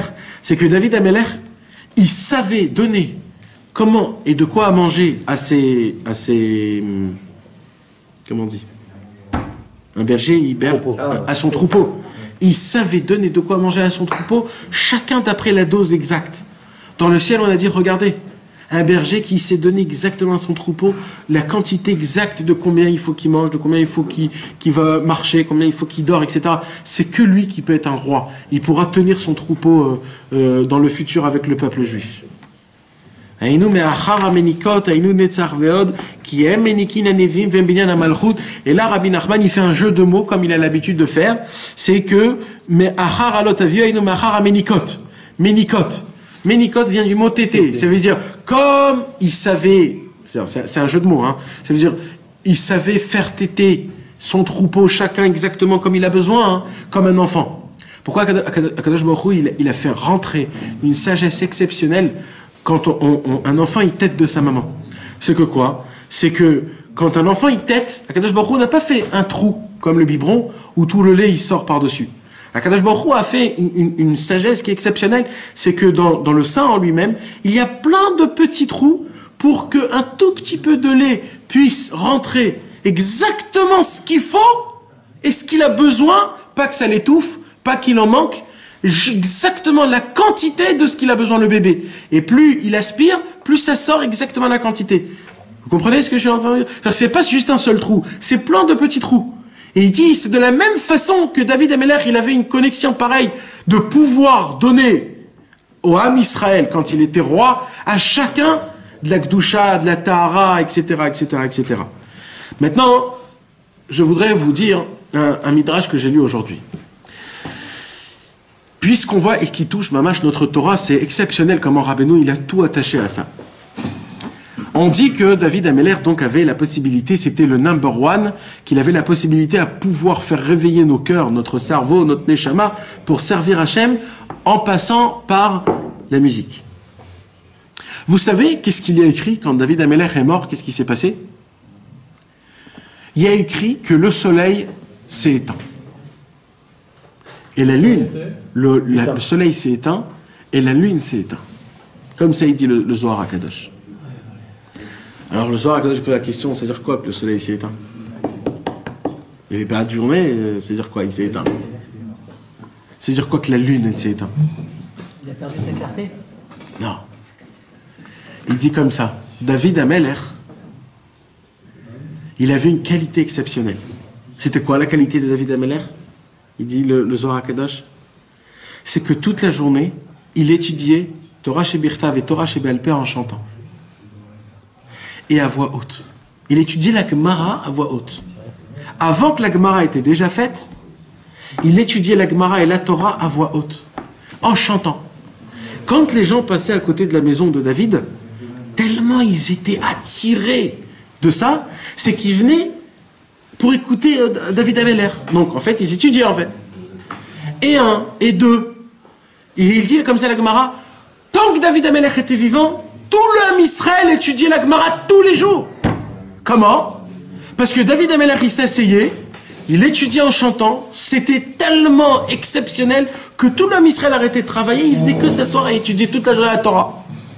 Quand David Ameler est mort, ça s'est arrêté, et là le Ham Israël a arrêté d'étudier. Et c'est de là qu'on dit, le soleil il s'est éteint et la lune elle s'est éteinte. Le soleil c'est lui, la lune c'est le peuple. Le soleil c'est la Torah Shebirtav, et la lune c'est la Torah Shebe'al-Peh. Vous imaginez comment c'est fort? Maintenant on comprend, puisque David Ameler il a étudié la Gemara la nuit. Pour la musique, faut utiliser la chasse. Pour la musique on a dit, c'est quoi la musique? C'est la racine de la sagesse. Comment David Ameler il savait jouer Béhémet? C'est pas parce que c'était un artisan d'art. un artiste de tar. Non. C'est parce qu'il savait tellement étudier bien la Gemara que grâce à ça, il savait jouer. Parce qu'on a dit, c'est quoi la racine de la musique? C'est la sagesse. C'est pour ça que c'est interdit d'écouter de la musique goy, parce que tu rentres dans la sagesse goy, dans la mythologie grecque, dans la mythologie. Comme David Ameller, il avait la mythologie juive, qui est le Talmud, donc il savait jouer ce qu'il faut jouer dans un instrument à la perfection. Il connaissait la mélodie de la Torah mamash. Donc les gens, quand ils s'asseyaient, ils écoutaient la Torah, ça suffisait juste d'entendre comment ils chantaient la Torah pour que ça rentre dans tout mon corps en entier, d'en haut jusqu'en bas. J'avais même pas besoin d'entendre ce qu'il dit, si j'ai compris, si j'ai pas compris. Juste d'entendre l'air de comment ils chantaient la Torah et les mitzvot. C'est pour ça que le jour où Chas v'Shalom, David Ameller est parti de ce monde, le monde s'est éteint. Parce qu'on a perdu cette chose-là. C'est pas pour rien que Rabbi Nachman de Breslev, il a dit, j'ai la possibilité de découvrir une Torah, de donner la mélodie à la Torah et la danse de cette Torah. Ça veut dire que Rabbi Nachman, il a refait le même travail de David Ameller. Ça veut dire ce qu'on a perdu avec David Ameller, Rabbi Nachman, il a dit j'ai la possibilité de le faire, mais le problème c'est que ça sera tellement beau que je vais enlever le libre arbitre et toute la beauté du service divin d'un juif. C'est quand on applique les choses avec le libre arbitre. On a le temps de terminer le petit guimel. Alors, venez maintenant la beauté, mes amis. On va récapituler le Mahamar de la Gemara de Rabba bar bar Chana. Alors, je récapitule la petite histoire. C'était quoi la petite histoire? La petite histoire, c'était une grenouille. C'était une grenouille. Un jour, on était dans... attends, pardon. J'ai vu une grenouille. Ah, les Didi Khazili. Alors, on a dit là, j'ai vu une grenouille, que cette grenouille était grande comme la ville de Agrounia, et la ville de Agrounia était grande comme 60 maisons. Est venu un serpent et a avalé la grenouille. C'est pas un serpent, t'as dit. Ouais, mais c'est une sorte de, je ne me rappelle plus du mot qu'on avait dit. Un lézard, on avait dit. Un lézard, un serpent, tout ça pareil. D'accord? Et c'est un reptile, on dit un reptile. Un rampant. Un reptile. D'accord. Un rampant. Un rampant. Un reptile. Un reptile, un rampant, reptile, ce que vous voulez, mes amis. C'est mauvais. D'accord. Comment il appelait là-bas? De quoi? Tanine. Tanine. Tanine, d'accord? Ouais, c'est un nachash d'eau. Nachash maï. Lavdavka. Tanine, c'est un mot général pour un rampant. Ah bon? De base, en araméen, ouais.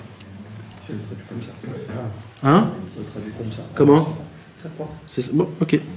D'accord? Et donc la ville de la grenouille a été grande comme 60 maisons. Donc c'est-à-dire que la grenouille était grande comme 60 maisons. Est venu un serpent à avaler la grenouille, qui était grande de 60 maisons. Donc imaginez-vous le serpent, comment il est grand. D'accord? Après le serpent, il est venu un corbeau, et le corbeau a avalé le serpent qui a avalé la grenouille. Et là, le corbeau, il est venu, et il s'est posé sur un arbre.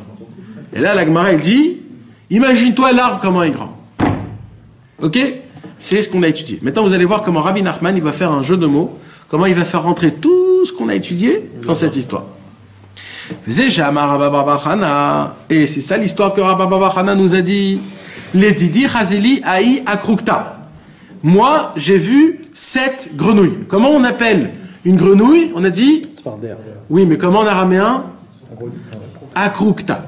D'accord? Pourquoi? Parce que c'est Akrukta. D'accord? Ça a l'air tellement simple, je t'en prie. Ouais, c'est aussi ça, bébête, c'est ça. Il y a tout. Alors maintenant, Akrukta. C'est quoi Akrukta? C'est la grenouille. Ou Piresh Rashbam Tzfardea Inutsipo. Et qu'est-ce qu'il dit Rashbam? Rashbam, c'est le Rashi, on a dit. Il dit, c'est Tzfardea. Il dit Rabbi Nachman, c'est pas pour rien qu'une grenouille, on appelle en hébreu Tzfardea. Pourquoi? Parce que dans le mot Tzfardea, il y a 2 mots. Tzipor, Dea. L'oiseau de l'intelligence. C'est-à-dire les oiseaux sains qu'on a parlé, les 2 oiseaux. Donc dans le mot grenouille, Akrukta, il y a le mot Tzfardea. Tzfardea, c'est Tzipor Dea. Les oiseaux sains du bon. Deave ke akrada gronia. On a dit que la grenouille était grand comme la ville de Agrounia. Il dit Rabbi Nachman, je dis en hébreu, Dehave qui akra de Agrounia, qu'elle était grand comme Agrounia, Kra Agrounia. Il dit Rabbi Nachman, Milachon Kera Bagaron. Akra de Agrounia, c'est le même mot en hébreu que Kara Bagaron, appelé par la gorge. D'accord? Donc ça veut dire comment on chante? Avec la gorge. Kra Bagaron. D'accord? C'est-à-dire que c'est de la gorge que sort la musique. Donc là, on a la grenouille. On a dit la grenouille, ce sont les oiseaux. Qui était grand comme Agrounia, c'est quoi? Agrounia, Garonne. D'accord? C'est comme la Negina, quoi. Ve'akra de Agrounia kamave shitin bate. On a dit comment il était grand Agrounia? 60 maisons. Il dit Rabbi Nachman, c'est quoi les 60 maisons? Ce sont les 6 anneaux qu'on a dans la trachée. Et comment on répare les 6 tabaot, comment on dit? Les 6 anneaux qu'on a dans la trachée avec 60 Masertot de la Gemara. C'était ça les 60 maisons qu'il y avait dans Agrounia. Vous voyez comment tout se... C'est-à-dire comment tu répares le Karabagaron à l'idée Shitit Baté grâce aux 60 maisons. C'est quoi les 60 maisons? Les 60 Masertot de la Gemara. Donc, comment tu répares le chant grâce aux 60 Masertot? Voilà, maintenant comment je dis que c'est la Gemara? Ou Piresh Rashbam Talmudaka Marlé. Rashbam il dit que c'est pas Rabba Bachana qui a dit comment il était grand à Grounia comme 60 maisons. C'est la Gemara elle-même qui a dit ça. Et il dit Rabbi Nachman, pourquoi il dit ça Rashbam? Il dit parce que Talmud Akamala, on parle du Talmud. On parle du Talmud qui parle des 60... Aïnush Ilma Talmud, c'est-à-dire qu'en fait, qui doit étudier la Gemara. Et là, il nous dit Rabbi Nachman, Ata Tanina Bala, est venu un serpent et a avalé cette grenouille. Ou pire, Rashbam, Rabaka Marlé Aïnou. À l'idée, Shilma Chelishma, il dit Rabbi Nachman, c'est qui le serpent? C'est l'homme qui est étudié pour être appelé un Rav. C'est lui le serpent. Quand un homme, on a dit comme ça, que quand un homme, il étudie pas l'Ishma, alors même son étude de Gemara, c'est qui il peut pas le sauver de la musique qui est mauvaise. Donc c'est ça le serpent qui vient avaler la grenouille, c'est la personne qui étudie de la Gemara, pas les Shem Shamaim, il devient un serpent, et à cause de ça, que Dieu nous en préserve, il peut déformer même la bonne musique, parce que c'est lui qui avale la grenouille. C'est ce qui s'est passé avec, mes amis, dans le Pardes. Exact, avec Elisha Ben Avouya. Elisha Ben Avouya, c'était un lamdan. Il était l'Ishma. Non, c'est pas que c'était l'Ishma. Lui, il étudiait avec des autres pensées. C'était pas l'Ishma. C'était pas l'Ishem Hachem. C'était pour être grand, pour être... Alors, qu'est-ce qui s'est passé? Il a pris la Gemara, et la Gemara en lui-même est devenu un chant de grec pour lui. Et c'est comme ça qu'il est tombé, parce qu'il est devenu le serpent. Il a avalé la grenouille. C'est quoi la grenouille, on a dit? C'est le petit bordéa, la Negina qu'il faut. Ata Pushkansa est venu un corbeau, Piresh Rashbam, Orev. C'est quoi Orev, il dit Rabbeinu? C'est le même mot que Erev, la nuit. Il dit Rabbi Nachman, par contre, si tu étudies la Gemara la nuit, alors là, tu peux pas étudier pour toi ou pour Rav, parce que les gens ils vont pas te voir que tu es en train d'étudier. Ça, c'est que pour Hachem. Alors, c'est qui peut avaler le serpent? C'est-à-dire le lamdan, le lishma, c'est le Orev, c'est le corbeau. Orev vient du mot Erev, c'est la nuit. C'est-à-dire, si tu étudies la nuit, alors là, on peut t'éclater le serpent. Aïnou alidé shilmat bala, il a mis la chonne arvit. Ou bal'a, et elle, le corbeau, elle a avalé. Aïnou magananav minanarash, c'est-à-dire que le corbeau, il a la possibilité de corriger, de réparer le serpent, c'est-à-dire celui qui étudie la Gemara chez le Lishma. Vesali kiativ bilana. Qu'est-ce qu'il a fait le corbeau? Il a commencé à voler et il s'est mis sur un arbre. Piresh Maharsha, Shou Bechinat Avram. Le Maharsha, il dit, c'est quoi cet arbre-là? C'est Avram Avinu. Pourquoi? Parce qu'il y a écrit Vaïta Eshel, Vaïta Avram Eshel. Il y a écrit que Avram Avinu, là où il mettait sa tente, vous savez qu'Avram Avinu, il avait plein de tentes partout, plein de Harnasat Torchim. Maintenant, Abraham Avinu, regardez comment c'était fort Abraham Avinu. Abraham Avinu, il disait, ça suffit pas juste que je mets une tente. Ça suffit pas que je mets une tente et dedans des lits, de quoi manger, etc. Il dit, il faut que à chaque tente, je plante des arbres. Pourquoi? Pour qu'il y ait un peu d'ombre. Comme ça, s'il y a quelqu'un qui veut sortir, se prendre des ombres, un peu d'ombre, et Abraham Avinu planter des arbres partout, pour que chacun il puisse se mettre sous l'ombre. Et c'est ça un échelle. Échelle, c'est quoi? C'est un arbre. Alors le Maharsha, il dit, ici, échelle. Échelle, c'est les Rachetevot, Achila, Shtia, Lina.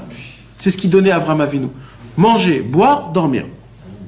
Et donc ça fait partie c'est un arbre en fait. Un arbre, tu te poses comme ça sous l'arbre et tu dors comme ça, sympathique. Alors il dit, le Maharsha, c'était qui cet arbre-là que le corbeau il s'est mis sur cet arbre? C'était Abraham Avinu. Il dit, alors maintenant il va expliquer. Shoubirinat Avraham, Shekatu Vetzlo Vaïta Eshel. C'est écrit sur Abraham qui plantait des arbres pour l'ombre. Sheu Bechinat Chesed. Ah, et c'est ça le Chesed. Qu'est-ce qu'on a dit? On a dit, tout celui qui étudie la nuit, qu'est-ce qui lui arrive? Il y a un Chut Shel Chesed, il y a un filet de bonté qui descend, et c'est ce filet de bonté qui le protège de tout l'olishma et de toute musique qui est mauvaise. Il dit, d'où il vient le Chut Shel Chesed? De Avraham Avinu, parce qu'Avraham Avinu c'est le Chesed, et c'est ça l'arbre. Le corbeau, on a dit c'est la nuit. Quand tu étudies la nuit, le corbeau il se met sur l'arbre. C'est quoi l'arbre? C'est le chesed. Il y a un chut chez le chesed qui vient et qui te protège de toutes les mauvaises choses.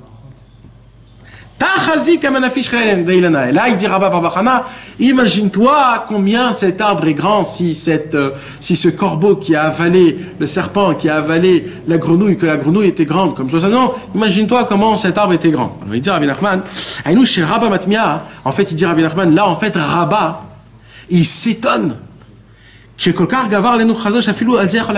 Combien Hachem est bon que juste en étudiant un peu de Gemara la nuit, on est sauvé du mal le plus grand qu'il peut nous faire. C'est d'entendre de la musique qui est pas bonne, qui peut nous remettre, qui peut nous déranger notre cerveau, qu'à cause de ça on peut rentrer dans des mythologies jusqu'à que même Elisha ben Avouya il est tombé, il a tourné, et que ça peut nous faire des trucs. Juste en étudiant un peu de Gemara la nuit, on a la possibilité après même d'écouter des musiques qui sont gailles et ça nous fera rien. Donc imagine-toi comment c'est énorme d'étudier un peu de Gemara la nuit. Quelle force est là de fêter d'étudier de la Gemara la nuit. C'est une force qu'on peut même pas s'imaginer. Parce que nulle part il y a écrit que si tu fais ça, tu peux faire ça. Là il te donne le concept, comment entendre une musique gaille. C'est que de la Gemara. Et c'est que de la Gemara. Le Parparot Lechorma il pose une question le Parparot Lechorma. Il dit on voit qu'il n'y a pas 60 Maseret. C'est pour ça qu'il dit le Parparot Lechorma, c'est qu'on compte aussi la Mishnah. La Mishnah, oui. Même la Lacha, t'avais dit. Et ça, c'est Biur al-Ikutim.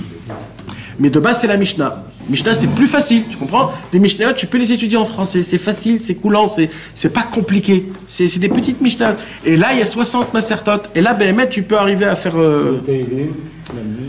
Les Teilim, la nuit, c'est beau, mais c'est pas, ça s'appelle pas d'étudier, tu comprends? Le Inyan, il faut que ça soit de la pensée, c'est ça. Faut que ça soit... pas des Teilim la nuit. La première partie, la deuxième partie, tu peux faire. Là, par exemple, ce qu'on fait, c'est pas considéré comme de la Gemara, parce que c'est il faut pas être sévère avec nous-mêmes. Ce que tu peux faire, sois content.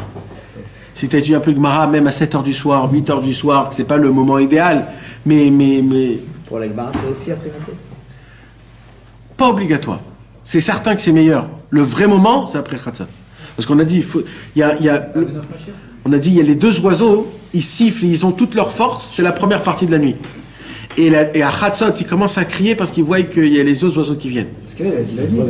Les oiseaux purs. Il a dit la nuit, il n'a pas dit Khatsot. Oui, mais normalement, Laïla, c'est Khatsot. Laïl, c'est avant.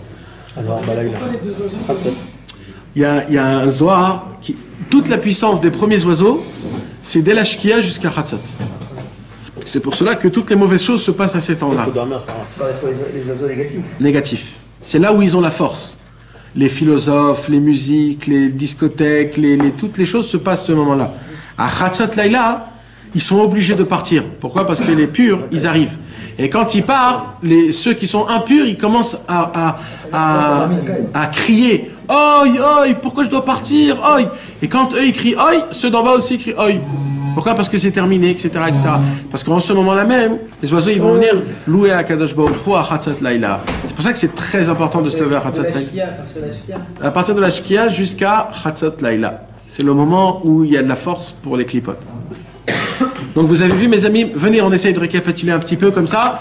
D'accord? Alors, Rabba Babachana a vu une grenouille. La grenouille, c'est quoi? C'est Tzipor Dea. Ce sont les oiseaux élevés de là où descend de la musique. Et qu'ils étaient grands comme Agrounia. Agrounia vient du mot Garonne. Garonne, c'est la gorge, de là où on chante. Qu'est-ce qui s'est passé? Est venu un serpent qui a avalé la grenouille. C'est quoi le serpent? C'est Chas Veshalom, quand quelqu'un il étudie de la Gemara. Comment on peut réparer, il dira ben nous, comment on peut réparer de la musique que j'ai entendue qui est sortie de ma gorge, qui est mauvais, en étudiant la Gemara, comme c'est écrit dans Rashbam. Mais, faut faire très attention que tu ne ressembles pas au serpent.